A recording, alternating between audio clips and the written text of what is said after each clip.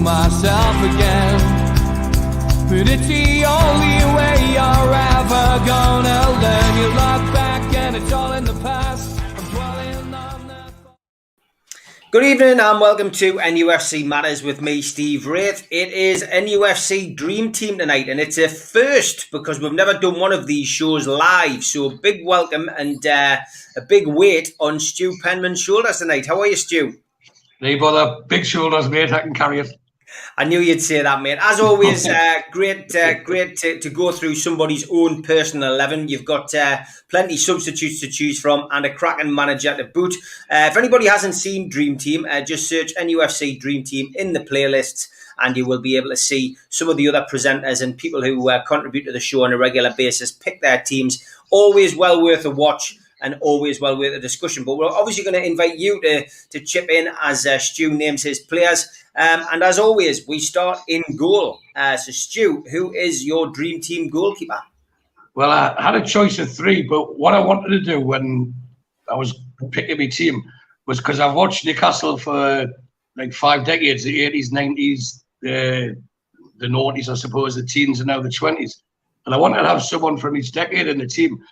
So it was a choice between Pav, Shea, and Dubravka. But so I chose Dubravka because I don't think anyone else in this decade deserves to be anywhere near the best team I've watched in Newcastle. But there was 3 reasons why I chose him. I think the other 2 were like the Pav and Shea Given. They played in far better teams than what Dubravka's done. And I think if you look at it, he's but I think most important, I think Dubravka is the best keeper we've had. We've seen some good ones and average ones and some pretty bad ones over the years. But I know he makes the odd error, which always gets highlighted more as a goalkeeper. And he's been accused of having glass wrists. But if you look at the last couple of seasons in particular, the amount of points he's saved or gained us, I don't think anyone else has done that. And he does command his area really well. And he gives the defence a massive confidence boost, which was seen in the running when he replaced Darlow at the end. So that's why I chose Dubravka as my goalkeeper. Yeah, great stuff. Sad to hear that he's going to be out at the start of the season as well. He's just got a foot injury, so we'll wait and see what happens with that. Okay, great start. Good goalkeeper. And nice to see Martin Dubravka getting a mention, because I think when most people watch the Dream Teams, it is the usual faces, so a slightly different goalkeeper there. Are you going for a back 3 or a back 4? I'm going for a back 3 because of the amount of talent in front of them, so they had to restrict the defence to 3. All right, then who's on the right-hand side of your 3? Right, with the defenders, once I picked the 3 of them, what I didn't have, which surprised me, was any of the back 6 from the entertainers. When I say back 6, the 6 that regular played, like the Steve Watsons, Warren Bartons, Howies, Peacocks, Albert, John Beresford, not one of them. So on the right-hand side, I picked someone who I believe always gave 100%. And to the club, he still does, to the supporters, and that was John Anderson. Some people won't know that John Anderson signed for Newcastle about the same time as Kevin Keegan did, some guy called Kevin Keegan. But with John Anderson, what you got was full-blooded commitment and a few broken bones, saying that like most of them would, is to be fair. And the fans loved him, and he loved the area that much that he stayed. And as we know, he's on the radio now, and I think he lives out Edmonton.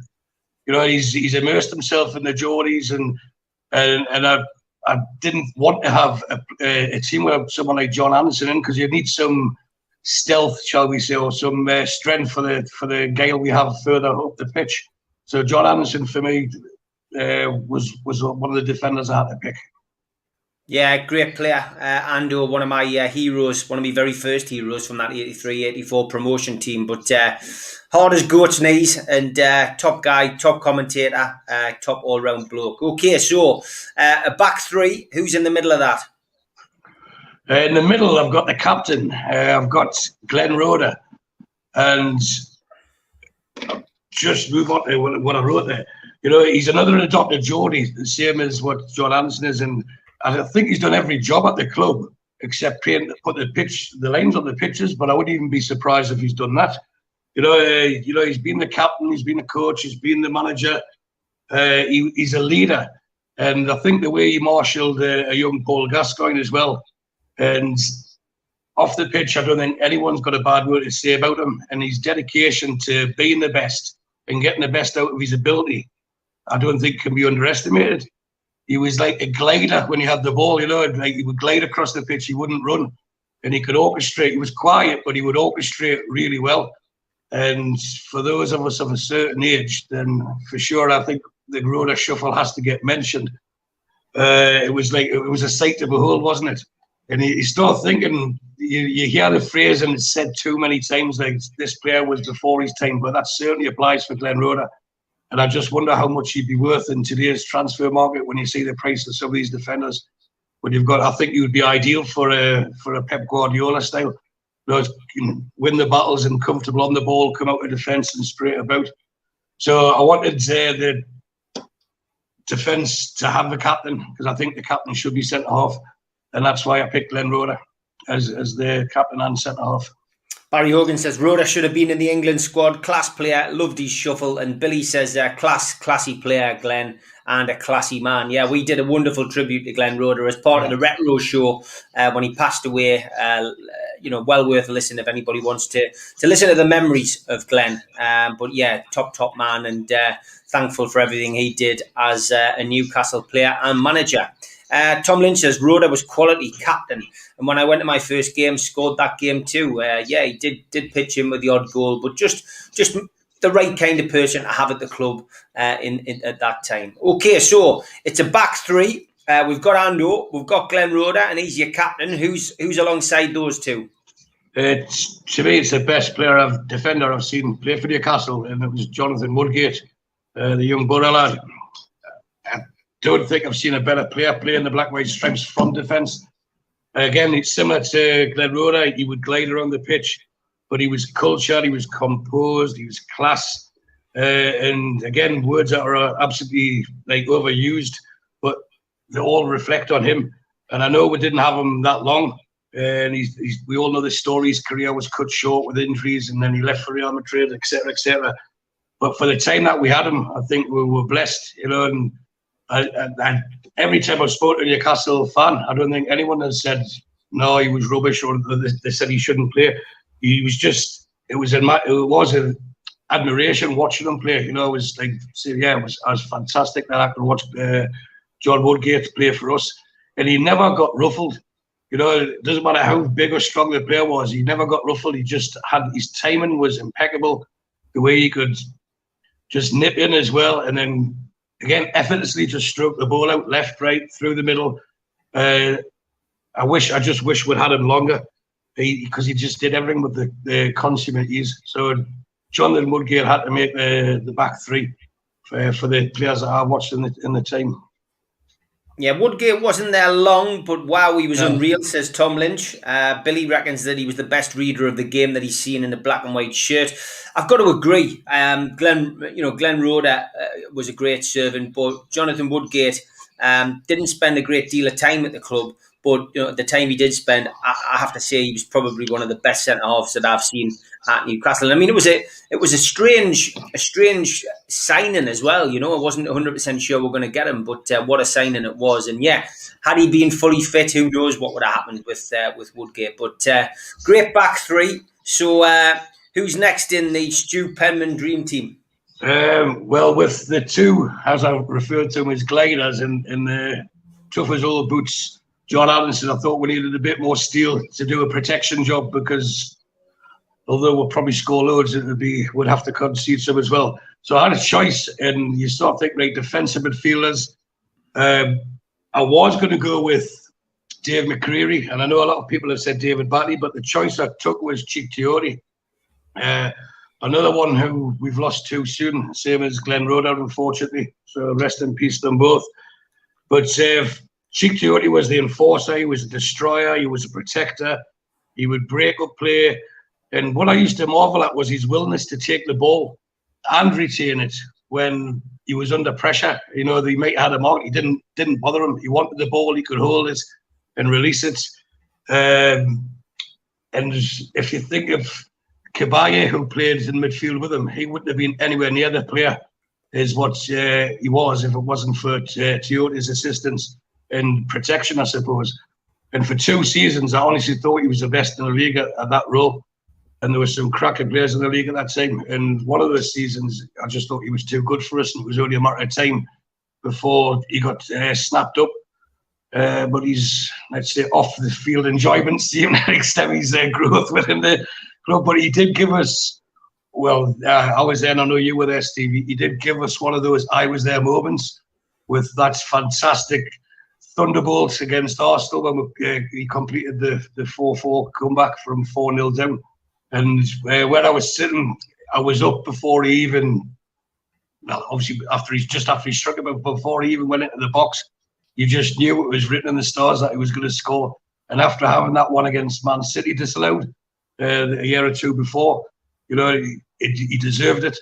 And, you know, the atmosphere was probably that 10-minute spell was probably the St. James's was bouncing, you know, with the Arsenal fans getting all the grief for it. So Czech Tiote, I thought, would be an enforcer, but he's also a ball player as well. McCreary was terrier-like. Batty, although he's got his great fans and people saying he should be in any team, I personally believe that adding David Batty to the 95-96 team cost us the league because he slowed everything down. But that's another story. We'll keep to what we're doing. And Czech Tiote, for me, I honestly think he was class, and that's why I put him as the defensive midfielder. Couple of more comments on Woodgate. Mark Bayer says Woodgate was as cool as ice. Positional play was superb. Stayed on his feet and ushered strikers away from goal. He was a class act. Barry Hogan says he watched his debut for Real Madrid, scored no goal and got sent off. Bless him. Chris Hall also says about Woodgate. He says, shows what a player Woodgate was when you consider how many dream teams he has appeared in. Yeah, very, very true, mate. He has appeared in quite a few. And Chris Hall says, Czech Tiote didn't get the praise he deserves. During that season when we finished 5th, he was fantastic next to Kabay. Really let him worry about getting forward and helping out the attack. Unforgettable strike versus Arsenal, says Dunhill. Keith, getting back to Woodgate, says he was a hell of a player. He could have been one of the greats. Shame about the injuries. When he was at Leeds with Rio Ferdinand, he was arguably the better player at the time. Steve Bennett says, totally agree. Tiote made Kabay an even better player than he already was. He did all the dirty work superbly. Even the bookies in the ground paid out at half-time while we were 4-0 down against Arsenal, says Kenny. And Tom says, what a moment that was when Tiote scored against Arsenal. One of those moments that stays with you for years. Yeah, and God bless him. Great selection, a popular one, again, amongst the supporters watching tonight. Okay, who's next in the midfield then? You've got your midfield general there, your midfield holder to protect that back three, and the goalkeeper. Who's next in the midfield? Let's go left-hand side. Left-hand side, right. Who did I have a choice between? Going back in the years, there was Chrissy Waddle, there was Lauren Robert. I was joking going to say Wayne Faraday, but I thought that's not. And he might be in mine. He might be in mine, Stu. You never know. I haven't done mine yet. Yeah, right. Okay. But to me, the standout choice was David Ginola. He's the one. You know, he should have been on the catwalk, shouldn't he? And he's been described as lazy, moody, not interested half the time. He smoked. He should never be a professional footballer. But, you know, my word, the footballing gods took a shine to this one, didn't it? I remember his home debut versus Coventry, and Warren Barton crossed the ball. It must have been 40, 50, possibly even 60 yards. I'd say 50 yards. And he's took the ball on the outside of his foot whilst running, all in one motion, skipped past the defender and whipped across him. And 50,000 people just fell in love with him instantly. You know, and you're just thinking, right, well, is that just a flash in the pan? Because he didn't have the best of games that game, but he showed enough potential to think he could gel. The next game he played, we covered in the retro show, one of the last times we did it, and that was the Bolton away. And he was on a different planet that day. And, you know, with Ginola, if you remember, of course you do, the podcast you did with Rule Fox, someone else who could have been mentioned. He was talking about him and Scott Sellers, another person who could have been mentioned in this team. And in the training, Rule Fox said someone blasted the ball at him. I think it was Beresford blasted the ball at him. you know, just to try and make him look bad, and he just cushioned it, like, in his instep so easily. Scott Sellers turned around to Rule Fox and said, well, that's me, yeah, isn't it? That's me getting sold. So he was a next level up, and I'm always grateful that we signed him, because the big talk all summer was we were signing John Salago, and we end up with Ginola. So maybe I'm looking through it through rose-tinted glasses. And also another I was there moment, that 4-0 win versus Ferencváros. And I was in the Gallagher that day, and when the ball hit the top of the corner, I was probably about 20 seats behind it, so I had a perfect view, you know, and just the skill and the nonchalance, and again the consummate ease he did it with. And when he was celebrating, he was like, yeah, of course, I'm brilliant. You should all appreciate that. It was the Gaelic flair that he had. And it was like, well, it's expected, you know, I can do this. And it was just brilliant to see. I was there to watch that fabulous goal that he scored for us. So that's why I picked him over some very worthy candidates on the left-hand side. Okay, Dunnell says, agree. Keith Woodgate had great positional sense. Great game versus Arsenal in 2003, I think. Dunnell says, magnifique. Great choice. Ferencváros goal. What a goal. Sheffield Wednesday goal too. Keith just talking about Tiote. He says, Tiote's goal versus Arsenal is one of my all-time favourite Newcastle goals and moments. The disallowed goal versus Man City and West Brom were amazing and should have stood as well. Tom says, Ginola was fantastic, but I've always said I preferred Laurent Robert, but only slightly. Kenny says, by far the best. The charismatic football just poured out of him regarding Ginola. So cool with it too. Stu says that Ginola used to go past players like they weren't even there. He skinned them. And Barry says, what about the great speed demon, Franz Carr? If only someone could have taught him to cross a ball. And Tom says, I remember that. Keegan wanted Salago, but he didn't fancy the move north, so we went for Ginola instead. I wonder if Salago regrets the decision. So, again, plenty thumbs up for David. So, right side then. This was the hardest choice of the lot. You know, if you want to use the modern era, you could say another winger is ASM, but I don't think he's reached the heights. So I know he hasn't reached the heights of the two people I was genuinely torn between. And one I know personally, and that's Nobby Solano, who was a great servant in both his spells for the club and produced some fantastic goals, fantastic assists. And again, he dies black and white in his heart, not in his blood. And I know that myself. And I think he would crawl over broken glass to get a job back here. So it was very, very, very difficult to bench Nobby, I suppose. But the person that I chose was Hatem Ben Arfa. And for all the reasons I probably have just mentioned about Nobby, Ben Arfa didn't have any of them, but he had probably the most natural talent I've ever seen of a footballer playing for us. And I mean, natural ability, the way he could glide past people. If it wasn't for injuries and more realistically his attitude, Ben Arfa could have probably and should have been one of the players of his generation. A bit like the person I'm going to mention in the middle when I come to him. But he had the skill set to pull it off. Everything, you know. Even in a tight space with a man on him, he could go with his left foot, right foot, and like say that burst of energy. And you can't not think of his goal against Everton when he just signed for us, and then those two wonder goals versus Bolton and Blackburn. You know, I mean, there's many great goals he scored. I remember a great one at Fulham away he scored as well. But the thing with him is, I don't want to be critical of him because of such a talent, but it was such a waste of talent as well. And I've got insight into how he come back overweight and stuff like that, and he didn't seem bothered.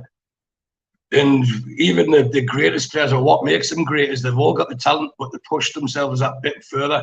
And he's just seemed to be happy knowing, well, you know, I'm very good, so I can keep going. But he could have got better and better and better. And, you know, maybe he should have been nicknamed after the lad from The Wizard of Oz, the Tin Man, you know, if only he had a heart. Because he could have been absolutely sensational. And he was in spells, don't get us wrong, he was in spells. And that's why you got in the team, because if you could have got him playing properly, and you know, he would have been unstoppable. He could have genuinely been one of the best players in the world. And I was always grateful to see that I managed to see Ben Arfa play a few times for us. So yeah. I had to pick him. I'm sorry, Nobby, but I had to pick him just for that reason. Big fans' favourite, of course, Hatton Ben Arfa. Again, not somebody who spent a great deal of time at the club, but made an impact while he was here. Billy says, Ginola used to race past players without looking particularly quick. He was the magician of a player. Tom says, loved watching Ginola that day he took his top off. Tom, I'm not sure you're on the right channel tonight, coming out with stuff like that. But get what you mean. I know what you mean, mate. Mark Bayer says, also remember Arsenal kicking Ginola up a height at Highbury. Yeah, I was there. You've pleased Chris Hall, though. He says, yes, Stu, Hatton Ben Arfa. Love it, mate. I jokingly said, I hope he's in your team. What a player. My favourite of all time. The goal versus Everton, I was in the away end. Bolton, Blackburn in the cup. Definitely made Chris very happy there. Billy says, how De Jong didn't get red carded when he broke Hatton Ben Arfa's leg. Disgraceful refereeing decision. Donald says, Ben Arfa, definitely a talent. Agree, Stu. Did not look bothered. Nobby was way better footballer, in my opinion, says Kenny. Paul is a bit concerned because there's no Scotsman in the team yet. And Billy says, Nobby was a better pro, but Hatton was a better footballer. Tom, we'll finish off with him on Ben Arfa. He says, agreed, Stu, loved Nobby, but Ben Arfa was outstanding. I was at Goodison, not just his goal. He was world-class that day. I remember coming out of Goodison, phoning people back home, rambling about him. So, again, another popular selection. So, who's next in the midfield? Well, we've got the midfield jet. And again, there was 3 or 4 that standout selections. You know, you've got Rob Lee, you've got Gary Speed, but the one I chose, and for those who watch the retro show, they'll know how much I appreciate the fact that I've seen this lad play for us, and that was Paul Gascoigne. Sadly, we only had Gaza for a few years, but watching this precocious talent develop was a privilege. Every young lad in Newcastle aspired to be him, pretend to be him when we were playing football, and the little shuffle that he did when he went between 2 players, everyone practiced it. And the fact that he was playing for the Newcastle, as a Newcastle lad, he was the star player. Even at a young age, he was fearless, and he wasn't afraid of mixing it with the older lads in what was a lot more physical league than what it is nowadays. In fact, to be fair to Gaza, he seemed to relish it, didn't he? It was his way of, like, you know, you'd nutmeg them and take the piss out of them a bit. And it was like, catch me if you can. And he wasn't fast if you ran him over 50 yards, but put him over 5 yards, 10 yards, he was as quick as anyone the way he could get away from people.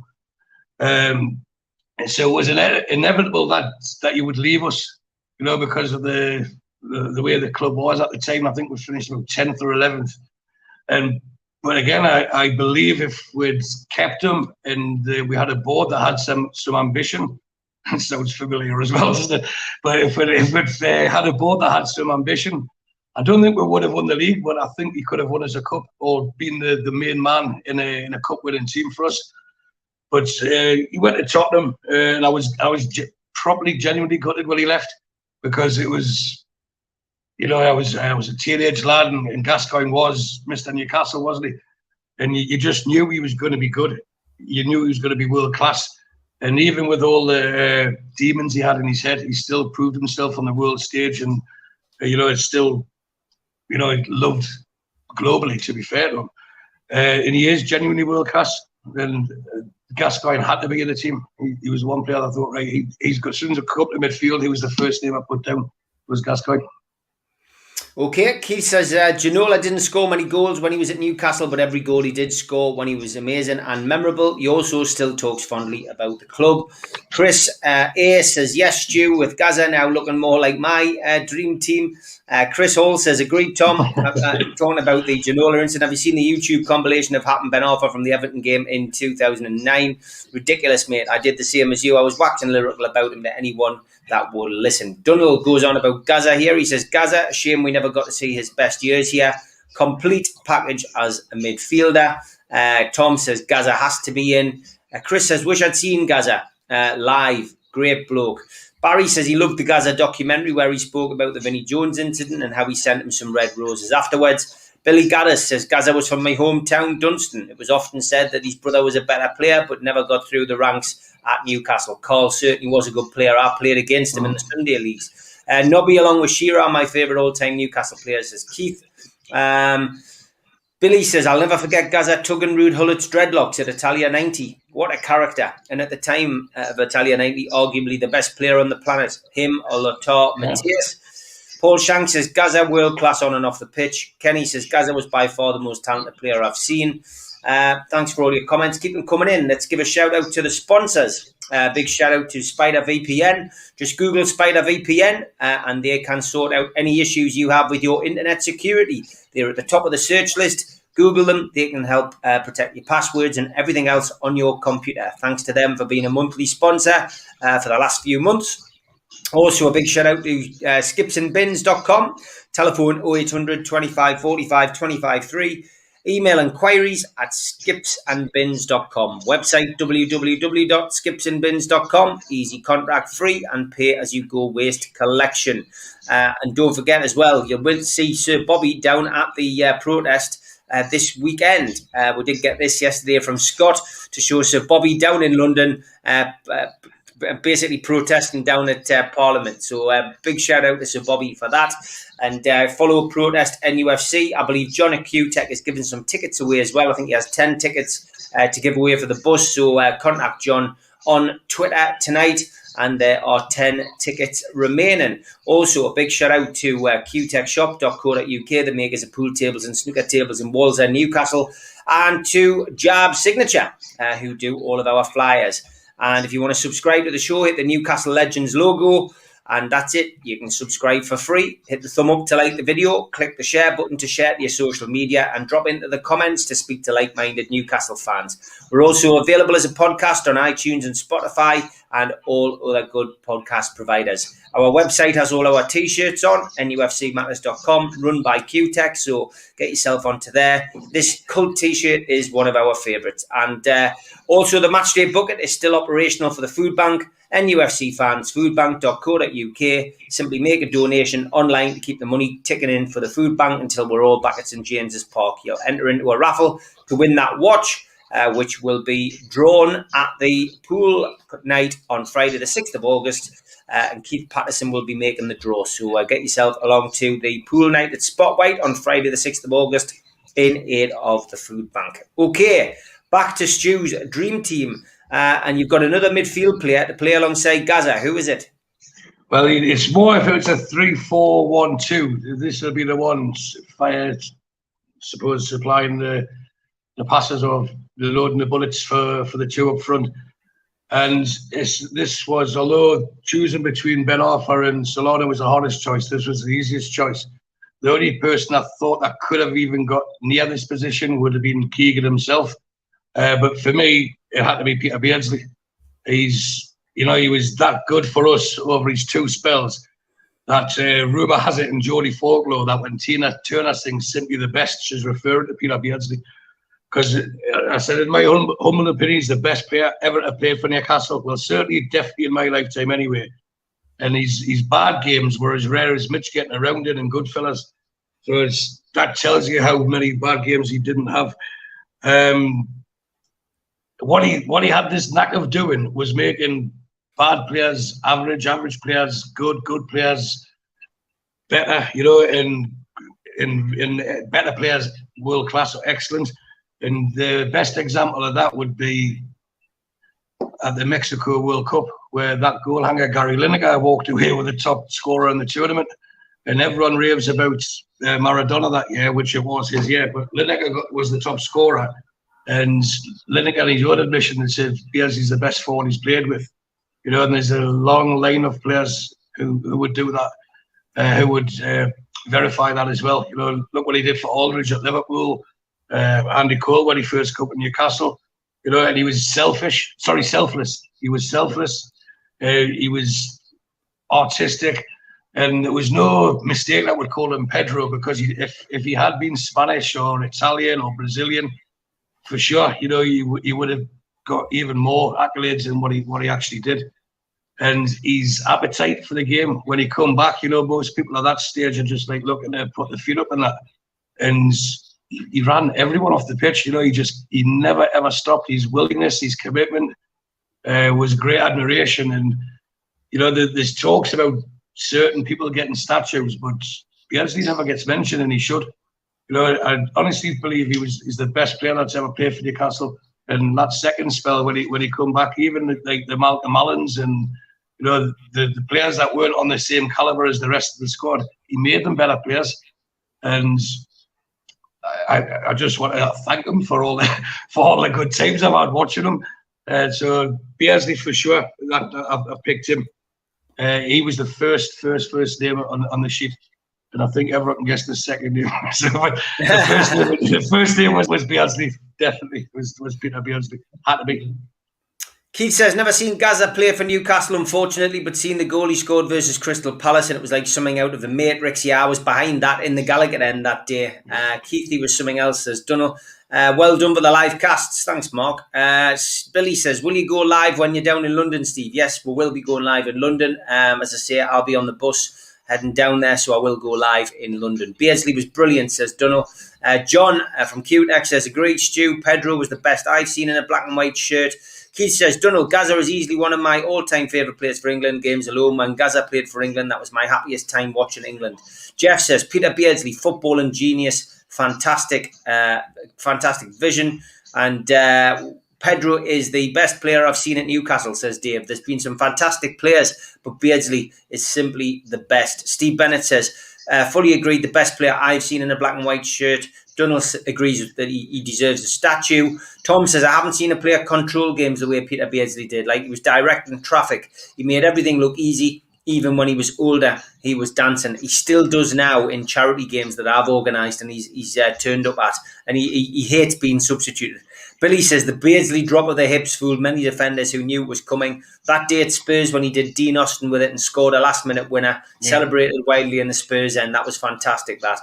Baker Boy says, I was so lucky to see his goal against Brighton as an 8-year-old in 84. He instantly became my favourite player, and he still is. That was that wonderful win of a tackle, turn and chip, all in one action over the top of Joe Corrigan, who was a big lad in between the sticks for Brighton, but really rounded up a fantastic day in our third place promotion in 83-84. Barry Hogan says, Steve, there are there any players from before your time who you wished you could have watched? Barry, we'll tackle that maybe at the end if we've got time, because I want to crack on with Stu's dream team. Okay, so you've got Gaza and Beardsley in there. Who's next? Well, it has to be Mr. Alan Shearer himself, doesn't it? I don't think there's any words that have been written about Alan that I could add to. He's all-time Premier League top scorer. He's a top scorer in the history of the club that we all support. He captained his club. He captained his country. He was one of us. He managed us as well. But what endeared him even more was when players signed for Newcastle, he made them realise what it meant to play for Newcastle, and he was the epitome of leading by example. And the biggest shame with Alan is he never got to lift the trophy in the black and white strip. And if I go back to when he was signing for us, there was a big tug of war, wasn't there, with Man United and the papers and stuff. But I never had any doubt that he was coming to Newcastle. Andy Cole had left. Keegan had been standing on the steps promising people that he don't worry, just have faith in this. And like you say, Ferguson was trying to woo him to Old Trafford. He's just become the top scorer of the Euros, 96. And I knew he was signing for Newcastle. I just had it. Keegan was always going to convince him. And then look at the reception that he got, when he first signed. And he achieved everything that he wanted to achieve in his life, apart from actually winning a trophy with us. And I just wish he had done it. He deserved it so. And as I said, he was a homegrown lad. He could have went to any club in the world. I mean, imagine that. Hopefully those days will be soon when Newcastle are making signings for world record fees. And this is not that long ago, really, 25 years ago. But we broke the world transfer record. We were one of the top teams in the world. And to sign Alan Shearer, it should have been the icing on the cake for us. Things changed, but I was fortunate enough to meet Alan a few times. And what he didn't know at the time was his last European game was at home at Sporting Lisbon. And I got his man the match bottle of champagne. He didn't want it. He said it tasted rubbish, etc. And I said, I'll have it. And I didn't get it signed. And I give it to some lad in Tenerife, lad called Alex, who ran a sports bar, Newcastle sports bar, when I was living in Tenerife. I took it back to him, and he put it in a casing in the bar, and he's had to leave, and it got lost in shipment, unfortunately. But that sheet metal worker's son from Gosforth, for sure, I don't think anyone can pick a Newcastle Dream Team without having a minute. So Beardsley first, Alan Shearer second, the two easiest names that anyone will give you if they're going through their top 11s. Paul Shank says the goal at Portsmouth was class, getting back to Peter Beardsley. Yes, Keith says Peter Beardsley and Andy Cole, possibly Newcastle's best ever strike partnership. Andy Cole, 41 goals, Beardsley 24 in 93-94. Peter Beardsley, Hexham lad, says Jeff. Billy says the greatest number 9 this country has ever had, barring none. Referring to Alan Shearer, of course, who was in your team. Billy says, I wish that when Big Al took the manager's job, he'd kept us up. Maybe one day he will tell all about the players who let us down that season. Great bloke and a proud Geordie. Probably the best crosser of the ball too, says Billy. Yeah, I often used to say I wish Shearer could cross the ball in and be on the end of it. Tom says Shearer would always be in my dream team. When I was a kid, I grew up hearing about Jackie Milburn, thinking about how great it would be to have seen a striker like that. Shearer was our Milburn. Barry says, wish we had 1 or 2 more seasons of Shearer and Ferdinand up front. Me too. Some partnerships that Barry says, Dunnell, obviously talking about that. Kenny says, I think the best thing about Shearer is he'd hit the ball first time, no matter where he was, in or out of the box, and score. Dunnell just reiterating what someone said earlier about crossing the ball. And Keith says, I'm pleased I was an NUFC fan when Alan Shearer was playing for Newcastle and England. Okay, so that is your team. No, I've got one left. One more. Yeah. I was going to say you've got one more player to go, and that is partner and Alan Shearer up front. So who is it?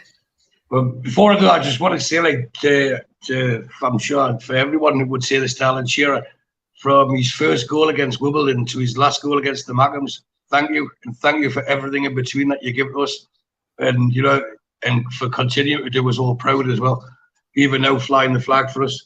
So the person to play up front with him, this was quite difficult as well, because you can go for sentimental reasons. You could pick David Kelly for that goal he scored against Portsmouth, and then you can do. I actually thought about putting Mickey Quinn in because of his 4-goal salvo in his first game and 30-odd goals he scored that season. Then there was Les Ferdinand, there was Papa Cisse, Paul Goddard. There was so many you could choose, but I ended up going for Andy Cole because I loved Andy Cole. It was the time I was going to all the games, and some questions Keegan's judgment when they were signing him. He was just it was 1.7 million I think we paid for him, and he was known as an Arsenal reject, some young kid at Bristol City. What fools we all were to think that we doubted Keegan and didn't think that he would make it. I mean, look at these stats. He scored 55 goals in 70 games for us. Some with his head, some with his left foot, some with his right foot. And in one game, if you remember, against Oldham, he scored with both feet. He kicked one ball, hit his ankle off his other foot and spun over the keeper and went in. So, and it's whenever we got the ball in the box, he genuinely, or he really thought it was going to be Andy Cole gets the ball and scores a goal. And invariably, most times he did. And he's one of those you think, right, okay, you remember his hat-trick against Leicester, you remember his thunder blaster against Chelsea, you remember the hat-trick against Liverpool that they tried to tarnish with the Grobbelaar thing, but he scored so many good goals, and the fact that Beardsley had Beardsley in the team for that reason, he could provide for them, and what a double act they were. There's so many games that season that I just love watching them. The Tottenham game that you mentioned when Beardsley just went on a slalom ski, and there was one goal in particular at QPR away where they played a 1-2, and it was Pedro that finished it. I just believe Andy Cole. I think his attitude let him down, but he felt like he was better than. Well, he wasn't. He was a great player, but he wanted more. And he could have grown with us, and for sure we would have won something. Well, I can't say for sure, but my personal belief is that we would have won something had he stayed. But if he's not interested, the right decision was to move him out. But you've got to think of him. He arrived at Newcastle as a shy young lad, and he left a goal-scoring machine. And if you look at how much adulation he still received from the Man United fans and the amount of goals he scored for them as well, I put him in front of the other ones I mentioned simply because for the last part of one season, a full season, and the first half of the next season, he was just immense. And again, another player I can say I've had the privilege of watching And I know I've just mentioned, I just love the simplicity of that Andy Cole song. It was great. It was joyous times, you know, where everyone was unified together and we're winning most times. So the happy memories, etc. And I just think if you've got the balls getting crossed from the players I picked, Ginola and Ben Arthur on the wing, he could either pick them off or Alan could knock them down for him if he wasn't putting them away himself, or you've got Beasley behind him feeding them, or Gaza threading the ball through an eye of a needle. I just thought he complimented the team as well as I could put together over the 5 decades of watching them. So that's why I picked Andy Cole. Great stuff. Donald says it's a shame we let him go. Would have been a great partnership with Celez. Tom says 2 up front, then Ferdinand partner Shearer. We know how devastating they were together, but in his own right, I love Ferdinand. He had power and a bit of class too. A very close second to Shearer for me. Billy says, and Shearer and Cole would have been lethal. One of the best qualities Alan had was he dovetailed brilliantly with every kind of striker. Sutton, Les, Sheringham, Bellamy, etc. Keith says, Cole always said that Beardsley was his best strike partner, and it was great to see him at the club going into the Hall of Fame a few years ago. Shearer and Cole's a good shout, says Dunno. Those were the days with Andy Cole, some of the best I've witnessed, pre-social media as well, where all the fans were united, says Mark. And Barry says, might be wrong, but never felt Cole knew what it meant to play for us. Interesting. Certainly left under a bit of a cloud, something which continues to this day. I tried organising a talk-in with Andy Cole up here, and it fell like a pack of cards. Nobody was interested in going to see him. That little jig at Wembley Stadium singing Cheer Up Kevin Keegan, I'm afraid, is hard for a lot of fans of a certain vintage to suck. So that's your team completed now. Who's manager? Well, everyone has 2 choices, isn't it? It's either Keegan or Sir Bobby, but to manage a team like that, it has to be Kevin Keegan. And for the reason I picked Keegan over Sir Bobby is I believe he achieved more as a manager at Newcastle in my lifetime. He took the club from the depths of despair, like nigh on relegation, and left them, you know, as a consistently challenging team in Europe and feared by everyone and admired by everyone. So with the team I mentioned, I think Kevin Keegan had to be the manager, but I'll cheat a bit and make Sir Bobby the director of football. So they would stay together longer because he could keep them calm as well. But Keegan had to be the manager from all the years I've watched. I mean, Bobby did a great job. He rebuilt the team, etc. But when he come in, there was already really good players at the club, and it just needed to be polished a bit and egos to be nurtured and arms put around people. But what Kevin Keegan did for Newcastle, I think, hopefully, I don't think it'll ever be surpassed, because hopefully we'll never get to this stage where we were when he came in. So Keegan has to be. Completely agree, mate. Okay, you went for your full complement of substitutes, and it's a talented bench, I've got to say. So let's go with sub number 1. I've got Pav in goal. Pav is the sub-keeper. Again, someone else who was an adopted Geordie, and this players littered over the history of us watching Newcastle that might not have been the very best at what they were, but they give the very best, and you know they immersed themselves in the area. And Pav was that popular. He had 2 songs named after him, didn't he? He had Pavel as a Geordie, and then the Pavel Sernacek to the tune of Go West. Now, because I've been with Mitch for the last 4 or 5 days, you can hear me throat, so I'm not singing it, but you know the Pavel Sernacek one. So that's why I picked Pav as the sub-keeper. Again, it's no disrespect to Shea Given, who was a fabulous goalkeeper, but Pavel got the nod slightly for me. Yeah, I would agree on that. Okay, sub 2.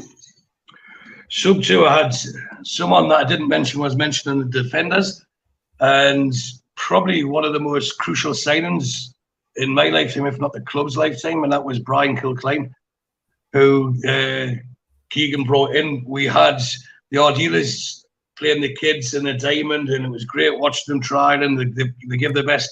But make no mistake about it, we were getting relegated that year until changes were made. And Brian Kilcline with the nickname Killer sort of gives it away. He was no nonsense, and he did everything that was asked of him. And you can multiply it by any number you can think of. You know, he really did drag us up safety, but he not just that, he gave the players around him like a safety net. Like they knew that if they were going to get hurt, you would look after them and to give them confidence. You know, I'm sure when he paid £250,000 for him or something like that. And again, he was nearing the end of his career, but he was sold a job to do it, and he did it brilliantly. And as I said, we can't underestimate the power that signing, the massive change it made in our season that we just managed to stay up. But what could have been and what did become because of that, I had to have Killer in the bench somewhere. Above all the far more talented defenders, Brian Kilcline made my bench for that reason. Okay, good stuff. Next substitute, Stu? It's Robert Lee, the man who thought Newcastle was closer to London than Middlesbrough. But realistically, or not geographically it is, but time-wise it is quicker. So I can understand where that comes from. But Robert Lee was a player that has done so much for this club, and he still speaks so highly of the club. He loves coming back up Newcastle. I've been, again, blessed to have a couple of nights out with him, some late nights as well. But he started off as a right winger and then moulded himself into a central midfield position, or was helped to be moulded by Keegan into a central midfield position that got him England caps. And if you look at how Ruud Gullit treated him after that, how he managed to rebuild himself and come back again. You know, the title in his book, wasn't it, come in number 37, he was asked to train with the kids. A lot of people would have just, right, that's it, I'm off. But thankfully for us, as I mentioned earlier, Bobby Robson come in and managed to dust them down. And what a gem he is, you know, another 100%er, scorer of some fantastic goals. His timing was brilliant, his crossing was brilliant, and not more so than his timing for the header at Wembley in the semi-final. A game, funny enough, I was speaking about earlier, well, last weekend, just gone, where if we'd won that, the other semi-final was Bolton versus Aston Villa. We would have wiped the floor, and our end would have been there. It was done, but it wasn't to be. But Robert Lee, I think, because he didn't make it in the midfield, he had to be on the bench. 3 subs down, 2 to go.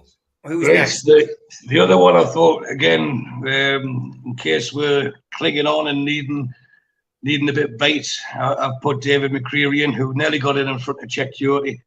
As I mentioned before, he's tenacious, he's terrier-like, and I used to love watching him. I'm sure everyone who did at the time, when he'd run back and then hook his leg around the ball and then come away with it and then distribute it. You know, again, another 100%er. And I'm not sure, was he the first player to play in the World Cup finals when he was at Newcastle? Possibly, yeah. We'd have to check with Statu, like, but I think he was. I can, because I was going to check that today, but I ended up getting that busy at work. I never looked. But he played for Northern Ireland when he was at the World Cup, so I just wondered if he was the first player that did for us, because we had none of the England squad back in the day, and we weren't that good through the previous, well, between then. So Dave McCreary for me was, again, he still speaks very highly of his time in the area. And what do we ask for when people pull on that black and white shirt? Just try your best, give us commitment, and we'll look after you. And he gave us all of that. Every game he was 100%. And again, he had Gaza in midfield with him. You know, and you just start thinking, you know, you're looking back, and sometimes with starry eyes, sometimes with teary eyes, you think, what could we have done with that, the nucleus of that squad, if the board at the time wanted to push on. So McCreary had to be in on the bench anyway. If you couldn't make the team, he had to be on the bench, and he's got every attribute to come on and help see out games as well. Okay, great stuff. And last but by no means least, the forward that's caused the most debate by picking Andy Cole was the one that other people were asking for, and that was Les Ferdinand. Everyone's mentioned it, you know, the fact that, again, he loved his time in Newcastle, and I understand the reasons why he wanted to go, because he was told he was surplus to requirements. You know, it's like most things in life, you don't stay in something if you're not wanted. You know, you say, right, that's it, I'm off, and then, oh, come back, no, thank you. But you know, you had the Daddy Bear song, but not just that. When he was at QPR, he was one of the top players in the league. You know, and he was playing at like a mid-table club. And I remember him score against us, watching us down at Loftus Road, and then he did a repeat goal for us against them the following season. His power, his strength. The only thing that I thought that let him down slightly, and his aerial prowess was up there. Him and Duncan Ferguson, the best two headers of the ball, probably better than Shearer's, to be fair. But the only thing that let him down to me was his finishing. Not his finishing, but it was his one-on-ones. He missed a few that Cole or Shearer wouldn't have missed, or even Mickey Quinn, etc. They wouldn't have missed. Les Ferdinand did, but he brought so much to the team. And for someone who was, I think he's 5'10", he played like he was 6'5", and it was very rare you see him getting out muscled on the ball or in a physical confrontation. You always wanted or expected him to win, you know. And the partnership he had with Alan, and he could have done so much more. No, we could have done so much more. They could have done so much more. But just that 1 year we had them together, we nearly won the league. We didn't win the league. But again, Les Ferdinand, thank you very much for all you've done for Newcastle, and you had to make the bench. Billy did do a little bit of cheating on the internet, but Milburn and George Robledo played in the 1950 World Cup. He says, Mark Byers says, Les had this uncanny ability just to hang in the air. And Keith Rose says, one of the biggest what if moments in history, NUFC history, what if Les Ferdinand and David Ginola had stayed at Newcastle in 97? Yeah, it's a lot of what ifs in our history. But that's a cracking team. Dubravka in goal, Anderson, Roda captain, and Woodgate, Chektioti, Ben Arthur, Gaza and Ginola, Beardsley sitting in front of them, and Shearer and Cole. On the bench, Pavel, Kilcline, Lee, McCreary and Les Ferdinand, and managing the team, Kevin Keegan. Great team, slightly different formation and different players as always. One or two players in there who have cropped up in a lot of dream teams. But did you enjoy putting it together, Stu? I did, yeah. It took a lot longer than I thought. You know, you start off with the obvious, the Biazis and Shearers, but then you start, no, change that one, change this one. We're going to change that one. And then there's so many good players that I haven't even mentioned, like not good players, great players that I haven't mentioned. But you just have to stick with what you believe. And as I said, the one thing I wanted to do was to span the 5 decades. And I know there'll be people saying that Given was better than him, but that's what football is about. It's about opinions. And I did put a lot of work into it, a lot of thought into it. And I believe that team that I put out would be a good match for anyone. So I was happy with it, and I appreciate the opportunity and privilege to do the first live one. So I'll be looking forward to watching the next ones. No, it was fantastic, mate. Don't forget, folks, you can find the NUFC Dream Team on the playlist. Go and check out the teams that other people have picked. It's always well worth listening to. And, of course, you have your own teams, I guess, in your own minds, which you would probably want to pick as well. But I'm back tomorrow live, 6 till 7 with Supermac and Gibbo. We are pre-recording the Fab 4 this week because we're obviously on our trip down to London with the Protest NUFC group. So looking forward to that. So we are pre-recording tomorrow for the Fab 4. We just want to give this a shout out as well. Bobix are doing a talk in with me and Liam in aid of the food bank. And tickets are available from www.bobix.com. Tickets are £10 and all proceeds are going to the Newcastle West End Food Bank. So that's Thursday, the 5th of August, 7:30 until late. So get yourself along if you want to come and meet me and Liam and listen to what we've got to say about what's going on at Newcastle United at a live event and raise some good money for the food bank.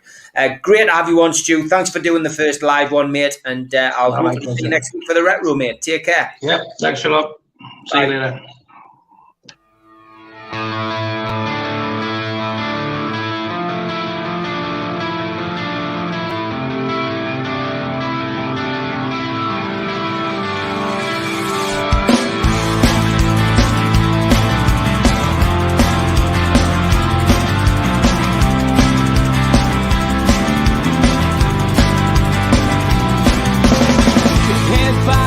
Critics attack. It feels like I've been talking to myself again.